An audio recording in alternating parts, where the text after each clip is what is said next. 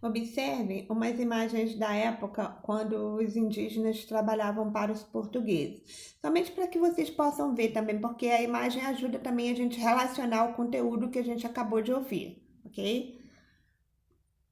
Bom, a mão de obra africana. Os, os escravos africanos, grupos em que se baseava esse texto, foram utilizados em diferentes tipos de trabalho ao longo da história colonial e imperial do Brasil. Utilizou-se escravos em trabalhos domésticos, urbanos, mas principalmente na lavoura, para o cultivo da cana-de-açúcar e nas minas das regiões mineradoras. Pessoal, os africanos eles chegavam, né? Como vocês já devem ter visto em alguns filmes, numa má condição, né? Porque eles vinham da África e logo chegavam aqui e eram utilizados como escravos. Nessa época ainda não havia se decretado a libertação deles. Então, eles foram usados muito mais do que os indígenas, porque os indígenas foram rebeldes, eles brigavam, mas os escravos africanos não tinham onde comer, onde ficar, então eles aceitavam todo tipo de trabalho.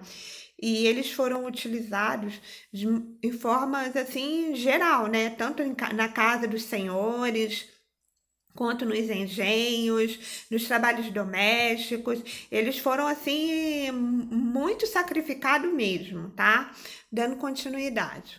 Observe a imagem da época de como os escravos eram tratados pelos portugueses. Observem esses dois senhores aqui em pé, ó, vendo que eram os portugueses, né?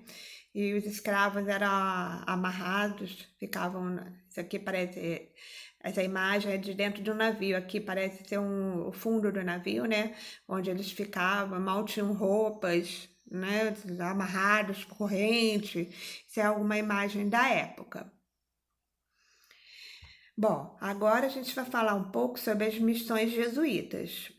A principal função dos jesuítas, que eram os padres, ao vierem ao Brasil, era evangelizar, catequizar e tornar cristãos os indígenas que habitavam essas terras.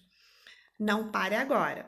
Tem mais depois da publicidade. Na Europa, o objetivo dos jesuítas era evitar o aumento do número dos protestantes, tá, gente? Mas eles não conseguiram, não. Não foi um sucesso. Alguns índios aceitaram essas missões, já outros não. Entraram em guerras, brigavam, morreu muitos índios, muitas pessoas. E os jesuítas viviam nas aldeias com eles, tá? Mas não foi um processo dos mais fáceis, não, ok? Porque os índios não aceitavam muito essa ideia. E agora vocês vão assistir um vídeo sobre o engenho da açúcar, tá? Que vocês vão esclarecer bastante. Até o próximo slide.